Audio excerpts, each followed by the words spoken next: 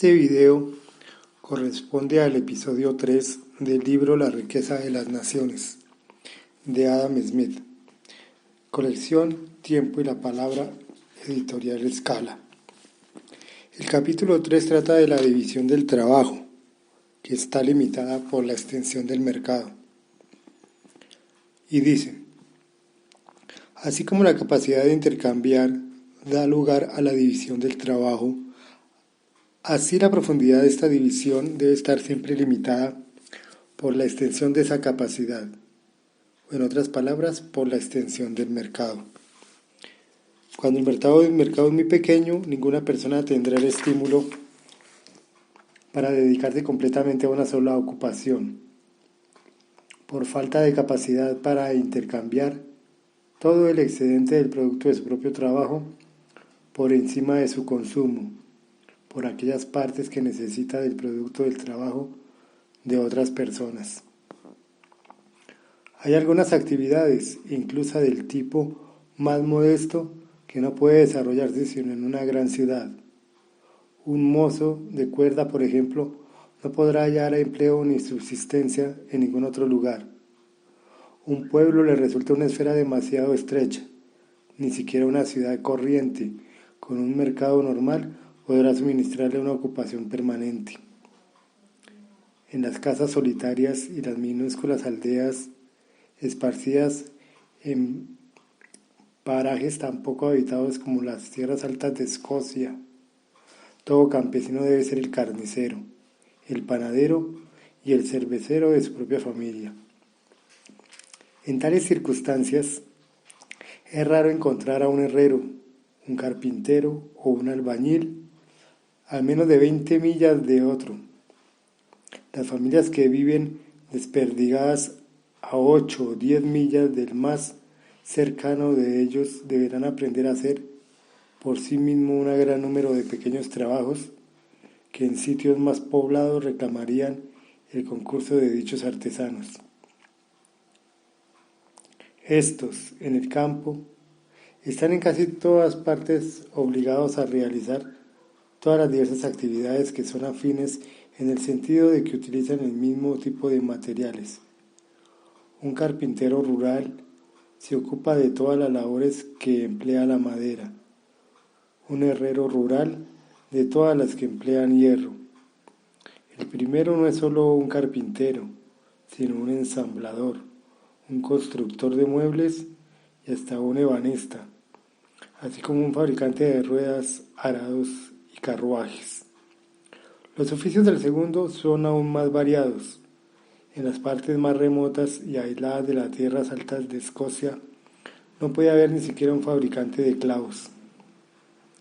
A un ritmo de 1000 clavos por día y 300 días laborables por año, un artesano de este tipo haría 300.000 clavos anuales, pero en una región como esa no podrá vender ni 1.000.000 de clavos, es decir, ni el producto de un día de trabajo en el año.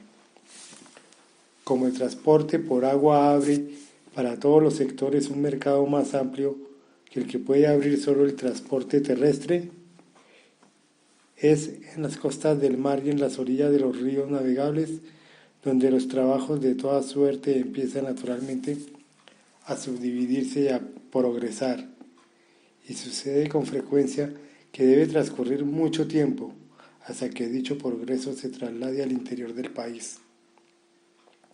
Un gran carro guiado por 2 hombres y tirado por 8 caballos, con unas 4 toneladas de carga, demora 8 semanas en un viaje de ida y vuelta entre Londres y Edimburgo.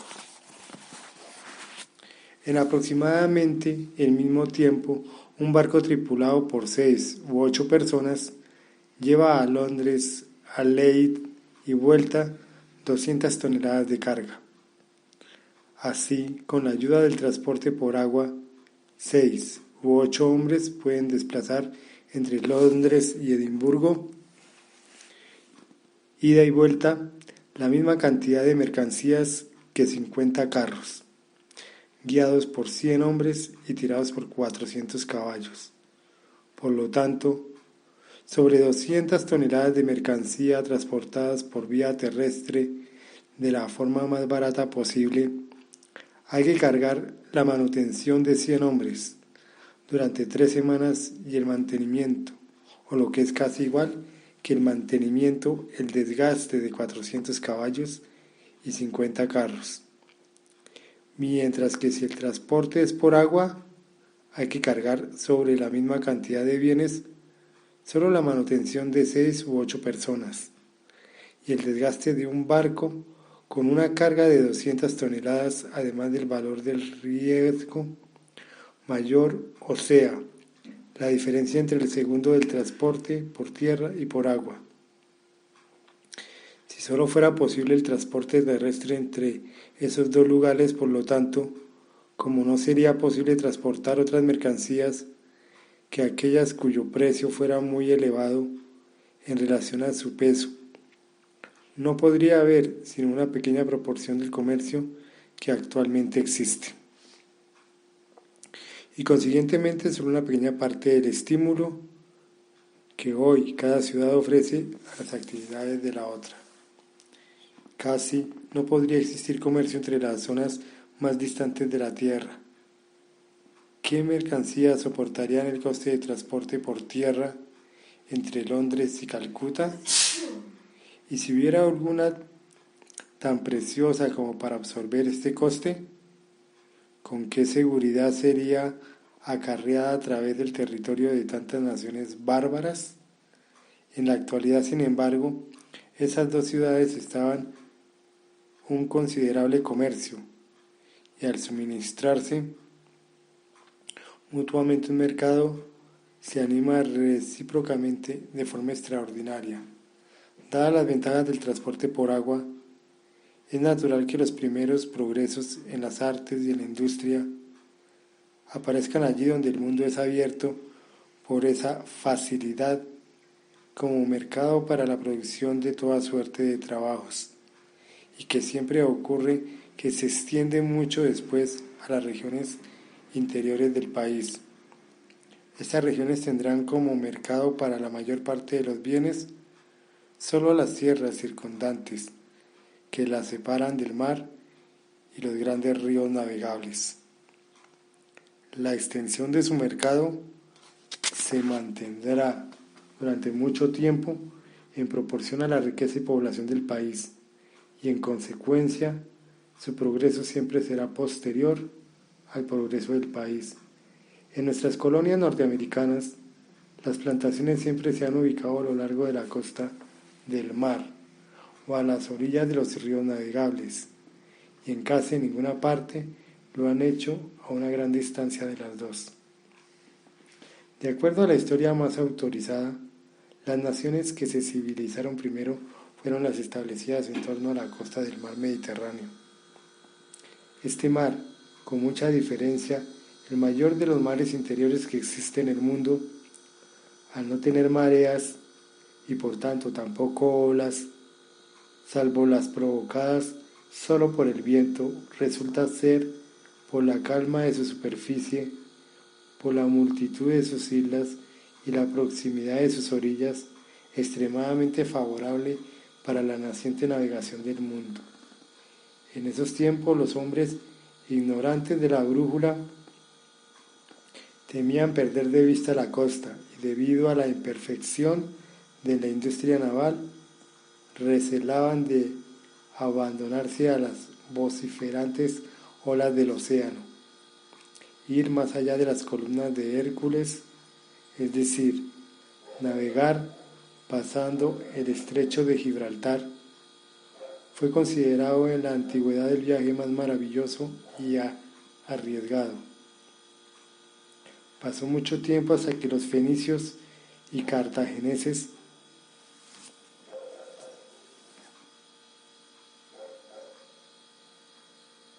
los navegantes y constructores de barcos más diestros de la época lo intentaran, y durante un periodo muy prolongado fueron las únicas naciones que lo hicieron.